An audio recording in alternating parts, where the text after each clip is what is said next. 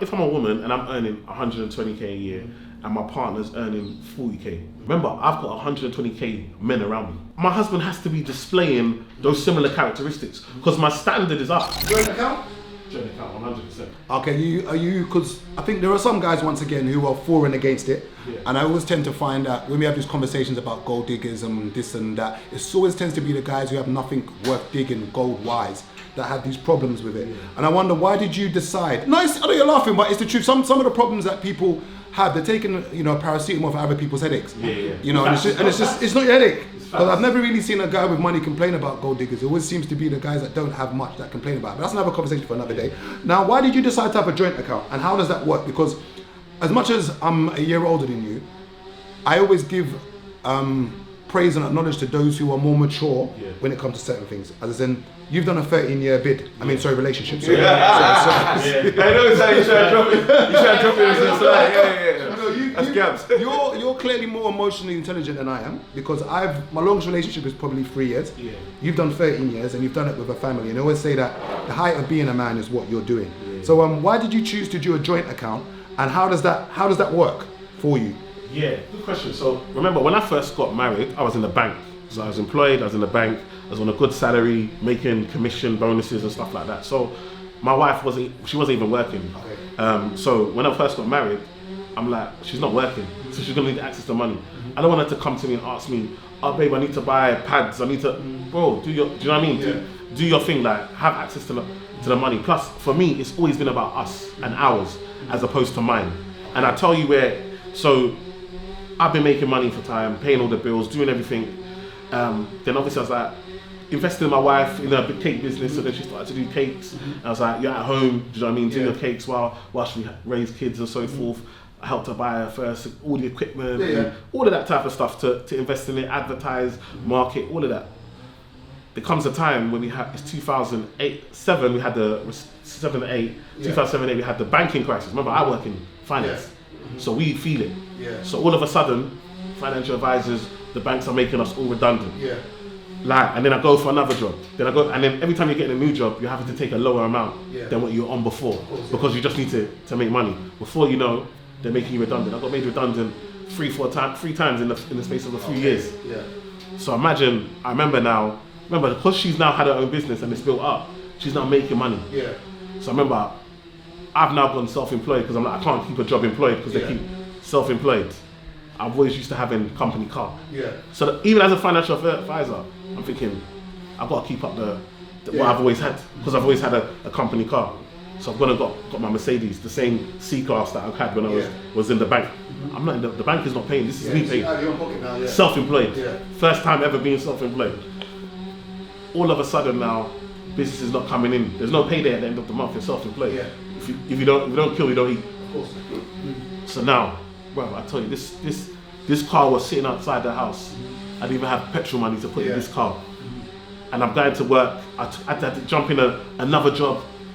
This job paid. I was on a basic of around 60 plus bonuses, and then I've now took a job at like 40. Yeah. So when you now pay the bill, I've literally got enough just to pay the bills. Yeah. To the point where I had to start going. Remember them times, Oyster card. If you come in after 10, it's a bit cheaper. And I used to stay late in the office so that I could come back off peak as well. That's how. Do you understand? Yeah. So now I remember we've gone somewhere. One of my friend's birthday in the O2. Yeah. You know that Brazilian place where they're cutting. Bruv, we're going to the place. I'm like, babe, I don't even got money to put petrol in the car. Yeah. She's used her cake money to put petrol in the car. Yeah. From there, we've gone to the restaurant. I'm like, you the one that I ain't even got a piece of this. Yeah. She just come to me. She's put the peas in my hands. Yeah. And I said, babe, I'm calm. We're modern. You can pay. It's fine. Yeah. She's like, you've always been the money man in front of your friends. Yeah. Yeah. So I want you to have that, because everyone's always looked to you as you, the first to bust, the first to make. Yeah. Do you understand? And so for me, it was a thing of it's our money, because when you have this mine and it's yours, when things don't go in your favor for a period of time, because life is ups and downs. When things don't go in your favor for a period of time, now it's my wife's energy has never changed. Do you know what I enjoy about this conversation now is that what we see on social media, Yeah. because I've got quite a few married friends, Yeah. and what the reality of marriage is so different. This whole idea that it's not a team effort, that it's not teamwork, that it's just like one guy is a tyrant, a woman is just leeching. Honestly, don't get me wrong, there are probably situations where that happens, but the majority of people that I know who are married, who are not online giving relationship advice. It's so funny because I'm having a conversation with you about a joint account. You're like, yeah, we're a team. Like, I don't understand why does this seem foreign to you? Like, this is normal. But it's the people who seem to not be in marriages in these situations that keep talking about, I'll never have a joint account with my wife. The majority of people who are, they're a team. The Twitter bunch. Yeah, They'll be arguing about it.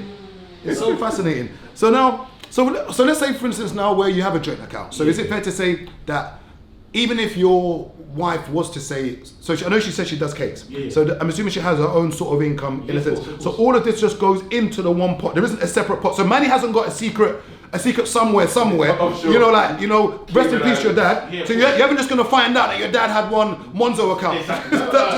It's the way it works. She got a personal account. Was your dad and mum's account joint? Yeah, it was joint. Okay, so it was joint. Their one was even worse because my dad, all of his accounts were joint with my mum, and then my mum had her own accounts. Jesus. So all my dad's money was our money, and then she had her own money. You know, trust me. Auntie Daku now, Auntie. That thing was different. Okay, so basically, your dad's money was the family money, and your mum kind of had a little. Because she do hairdressing, she does, and she'll make her pee, and that's on her. Do you know what I'm saying? But that's how they did their thing. But for us, it's like I've got my personal account, she got her personal account, and we have a percentage that we put in. So we look at all the bills. Have a separate kind of one, then you have the money that funnels into the joint. Of course. Okay, But the main. You made it sound like everything was just going into one pot. And you're all just dipping your hand into the airbag. The majority of the money is going into the joint account, right? Okay. For me anyway, because obviously we look at it and say, look, how much you earning, how much am I earning, what's the percentage? Yeah. There was a time when it was I would give her, it was 60-40. Do you know what I mean? Yeah. At one point, especially when I was trying to get back on my feet, being self-employed. Now life is good, but when there was a time, bruv, when I started this self-employed, it was painful. Do you know what I mean? Let's say someone's starting a relationship. Let's say for instance the lady's on 60k. Yeah. Okay, and the guy's on 30k. Yeah. Okay, let's just say these are before tax. 60-30k, whatever the math is going to be for tax. And let's say they're both settling to move in together. Yeah. Now, as a financial advisor, would you advise that guy to get in a situation? Say they're in love, everything's going well. She's on 60, he's on 30. And the second question now is, let's say for instance, there is a situation of where they want one pot to sort the bills out. Whatever you consider a man to be, how would you say they should distribute that money where she's earning 60? Let's just call the 60k 3.5, and let's call the 30k 2 grand. So she's got 3.5 grand after tax, he's got 2 grand after tax. How would you say they should distribute that money into that pot, into that joint pot, assuming they're gonna have a joint pot for all the bills? For me, I would look at the bills and say, you earn more, the woman's gonna pay more. But I would say to the man them, you need to be hungry to say, this is not forever. This can't be a permanent situation. Why can't it be permanent? No. Why can't it be permanent where... And I'm talking from a family man who's married. No. Why can't it be permanent that a man is in a situation where the woman is the breadwinner and taking the majority of the lion's share of the bills? It's not going to last. It's not going to work. I'll tell you as a financial advisor, and obviously client confidentiality and stuff, but I promise you, I see majority of my clients are women. Yeah. And they're women earning more than their husbands. Yeah. And majority of the time, the conversation is, what happens in divorce? What happens if I had... Because there's only so long that a woman wants to carry a man. Like, I'll believe in you and I'll support you and I'll help, but if I'm not... Repeat that again. There's only a certain amount of... I want that one to land very well. That's why you did a video recently, 42% of marriage ending divorce. Yeah. And remember, one of the after infidelity, the second biggest was financial. In 2019, just before the pandemic, for the first time ever, finance was the #1 reason for divorce. And that's in the Western world, UK and in America. So you're saying then that a situation where a woman is potentially earning double the salary, because obviously if a guy's earning 120 and let's say she's earning 150, you're kind of the same people. Yeah, of course. But where it's a situation where it's double, you would say, not from a relationship point of view, from a finance point of view, you don't think this relationship can sustain? Not even just from a relationship point of view. If I'm a woman and I'm earning 120k a year and my partner's earning 40k, remember I've got 120k men around me. Yeah. Do you understand? Yeah. So the motivation, the determination, Might even the have 200k. 200k. Do you understand? Yeah. So the type of men that I'm around, my husband has to be displaying those similar characteristics because my standard is up. Do you understand what I'm trying to say? And so what I'm saying is that if you know that your wife is earning that, now there are some women that are lovely and they don't really care and they're happy to support. But the majority, I don't like to do things on the minority. Yeah. Like the majority of women are not gonna. It's not gonna translate well over time. So where does that leave women then? Because my thing is that we have these three things that, you know, on paper that women say they want, and I'm always going to say that not everything is aesthetical finances. There are emotional intelligence sides. But if we say, okay, a woman wants a guy who's 6 foot, okay, a woman wants a guy who's got a six pack. Let's just say he's in shape, and then a woman wants a guy. The other six is earn six figures. Okay, now where does that leave women? Where women should aspire, and women should go out into the workforce, and they should earn money. And I don't think they should dim their light because of a relationship. But if you are a high-flying woman and somehow you've tripped and fallen into the 100k bracket, you're now finding yourself in the 1% bracket of the UK. Now you're saying you're in the 1%, okay, assuming you want a guy who's straight, okay, you then say you want a guy who's 6 foot, okay, you then want a guy who's in shape.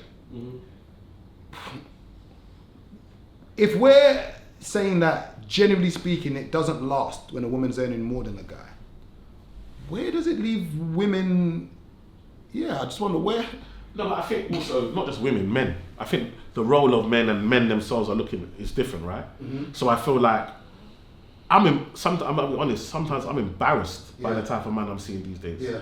Like them are just they're too relaxed. Like I remember, like I couldn't like I said, when I had the time when money was down, bro, I couldn't sleep. Yeah. Like you see, the way I was applying for new jobs. Yeah. I wake up 7 o'clock. That I used to wake up to go. I'll wake up and I'll start applying. Well, where did you get that from? Why is that? Because I know who I am and what I represent and what my role is and what I'm supposed to be. And I know I'm the fullback. I can lean on my wife for a period of time, but I know she can't carry that weight. She wasn't built to carry that weight. Just like I'm not as good at looking after the kids and cooking and cleaning like she is. And people will get upset. Yes, there are men that are chefs, men that can cook, but when it comes to that maternal nature of looking after, and she's just very much better. And I guess, like for me, it's a focus. So when it comes to being with my kids, I have to focus. Like, okay, let's make sure they get dressed properly. Let's make sure that the house is clean. Let's make sure. My wife does it automatic. It's not. It's natural to her, and I've seen it with our kids and so forth. And so I've got to put her in her best environment. So if her best environment, I know her best environment is being with the kids and not having the responsibility of finance, because I've seen it when she was working and employed. The way she would complain, I'm thinking, what are you complaining about? That's my everyday. That's been my everyday for years, and I've never moaned about it because I'm built for that environment. I'm built to go out and make money. And do you understand what I'm trying to say? And so to put her in that environment where we work best. Now, for the way some men are now, they're just relaxed. Is it bad to say that a man's role? Because when we say a man's role is to provide, it's provision. Obviously, resources is one of them, and obviously security, emotionally is one of them. Security physically is one of them. I think we've got to a point where I think the internet wants to make men seem as if it's not important to provide, and I don't know. Are you a man if you can't do that? If you can't provide, all three. So if you, we're saying that due to client confidentiality, you're saying that there are many women who were complaining. They might do it, but they don't really want to. Exactly.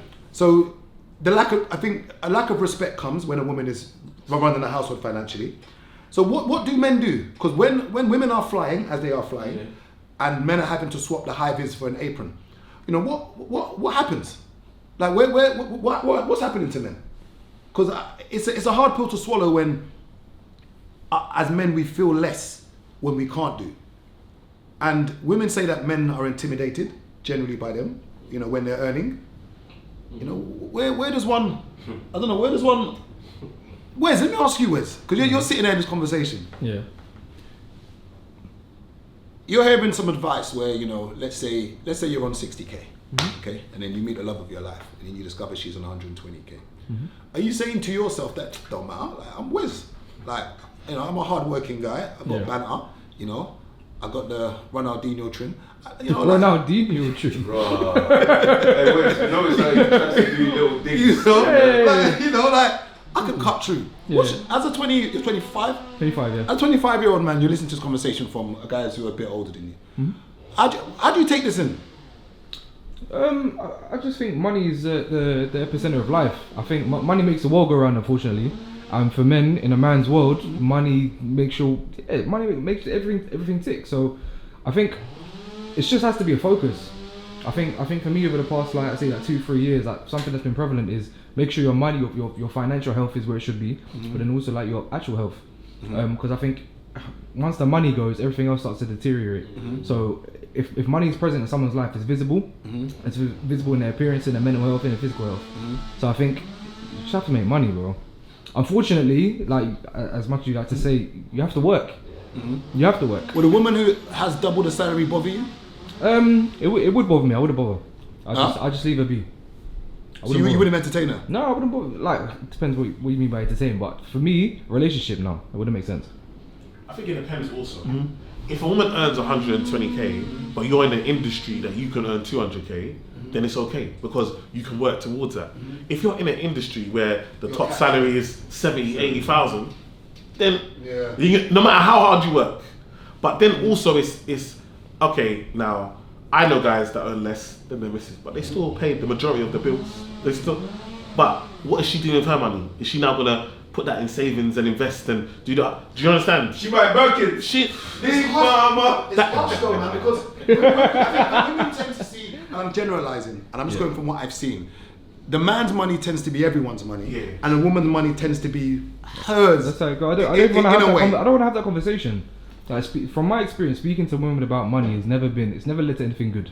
It's never led to anything positive. It's never led to anything positive. Like having a call, oh babe, you know you're making like an extra, you got $1,000 a month, you should invest. Oh yeah, but if I don't want to have the conversation, bro. Even down to I don't want to do it. Even down to little things where I've seen it with someone where his missus was earning a lot, he wasn't earning as much, and you can see the strain on little things like lifestyle, where she wants to go on holiday a certain amount of times, she can afford it. He can't keep up. You know what I mean? It becomes a big problem. He does. So she'll be like, yeah, I'm going away again this month.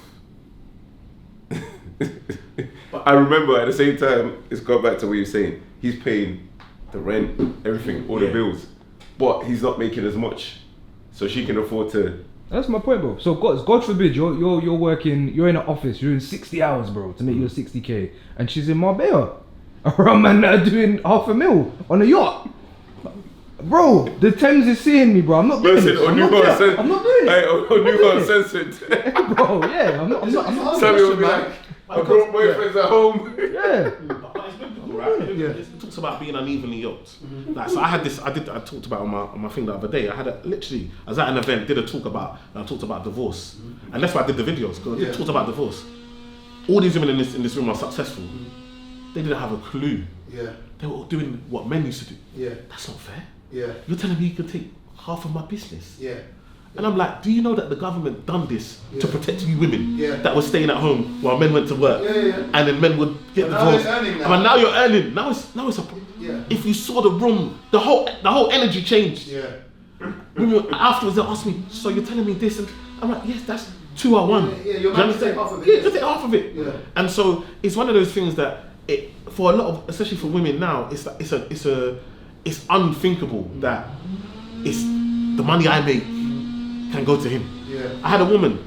She got the right to buy the house. No Nigerians for whatever reason. The husband said, "Put it in my name." Being the respectable wife, you put it in his name. Now you want to get divorced. I told her it didn't matter, even if it was in your name. When you're married, you're still gonna get half of it. Doesn't matter if it's in his name. You're still gonna get half. So how do we? I'm not saying we should preempt these things. So technically, there is no way to circumvent these. Or I guess people say put things in trust or put things in your mum's name or just get it out of your name. You know, but is it the wrong mindset to think to go into a marriage or go into something trying to protect yourself? Is it wrong? You have prenups, no? You have things. Does that stand in the UK? Is that not real? Does that not exist? It's real. Can I not sign a bit of paper that You says can do a prenup must- and postnup, but in the UK, it does not. In the court of law, it does not have to be accepted. Some judges will accept it, Okay. but they don't have to. So in America, if you do a prenup or postnup, it has to be. That's it. It's final. In the UK, that's not how UK law works. What do you mean? So alright, so let's say I'm married a girl, I'm married Stephanie, right? Yeah. And we've done a prenup. All my stuff is my stuff. Yeah. We go to the court and the judge says no. What reason would the judge have to ignore the? Because in the UK, two people. When you get married, you become one. So especially if, for example, a lot of that house value has gone up whilst you've been married. Yeah. If you've been you saw Ray Parlour. Yeah. So Ray Parlour, he's a footballer, Yeah. Arsenal. He was out working, but he had a drinking problem. So the court said that your wife helped you with your drinking problem, which helped you be able to go and play and make money. So she deserves, Some of the money, yeah. even though she's not making no dough. So even though she could have been the reason I've got a drinking problem.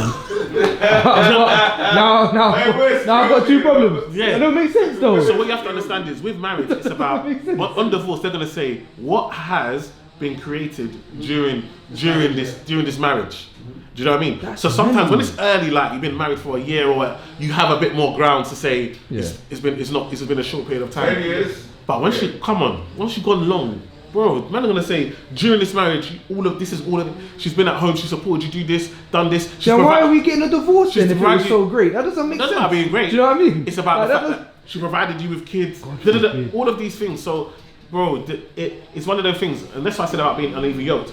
If she had a council property right to buy and he had one, on divorce, there's no problem. Yeah, because you come back and stuff, yeah.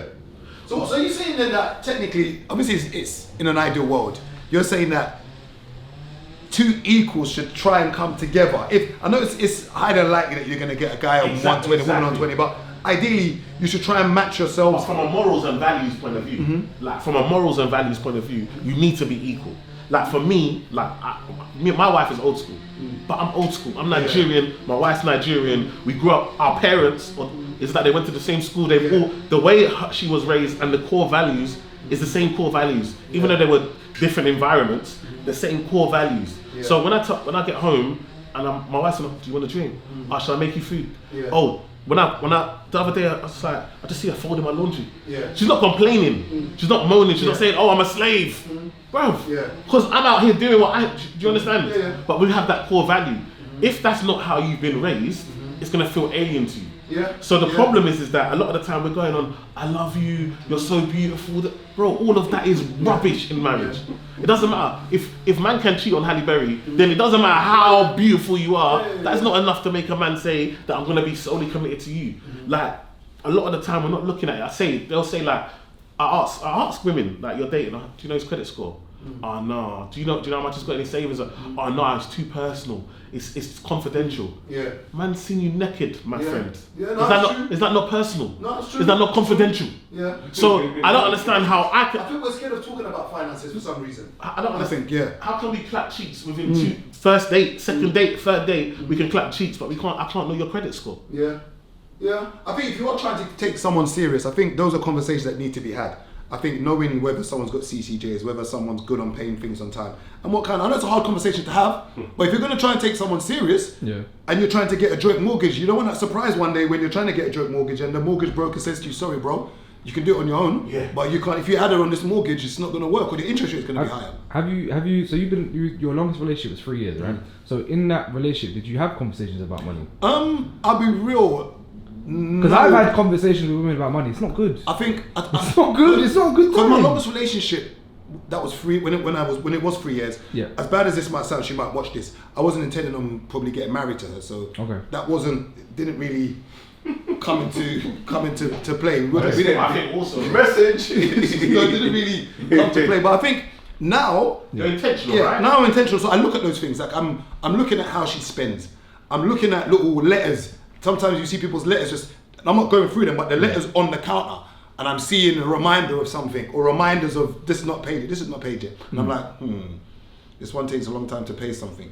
Oh, I'm looking at how she spends. Yeah. You know, not that you pocket watch, but you kind of just look and say, okay, There's I certain see her job, I see she's paying this much for this much for that. She goes to brunch every week. She does, and I'm like, And also, if I don't hear conversations from women about investing, you know, that's when it bothers me because I'm into it. So I'm not saying your woman should match you, but it's nice to know that you're in the same playing field. Because and my biggest problem when it comes to being with somebody is that if my stuff falls off, let's say I fall down and I bang my head, you know, and I've got the businesses I have, can she step in? Or she's gonna look at me? Yeah. Like while I'm in the, you know, the Professor X chair, you know, she's just gonna look at me. Like, you know, like, excuse the pun, like, will she have my back? You know? Also remember, that's what we got insurances, right? Yeah. And that's what I told the man them. That's why you got insurances. Income protection. That'll give you 60 to 70% of your income. So even if you're in the chair until you can get back to work, there's an income. So you ain't got so she's only got to fill a smaller amount. Yeah. So it's so important that we understand. It's like we'll have all these, and that's what I said. I did a video the other day. We're so prepared for the wedding. Man's got choreography. Man's got fireworks. Man, you know, you got the DJ, you got the lights, the table, you got the settings, you've done all of this. Bro, you ain't got no insurances, you ain't got nothing ready for the actual marriage. That you prepared meticulously for the wedding, but not for the marriage. And it's so important that we understand what that commitment is. Do you know what life is? You're marrying someone for life. And so it's so important. Even when I talk about from a church point of view, I feel a lot of people are marrying out of not wanting to be in sin. That's not a reason to get married. I don't care what your pastor tells you. Oh, I don't want you to be fornicating. I don't want you to be out here having sex outside of marriage. So you get married. Do you understand what you're doing? That's not a good enough reason for you to get married because you don't want to have sex outside of and be causing sin.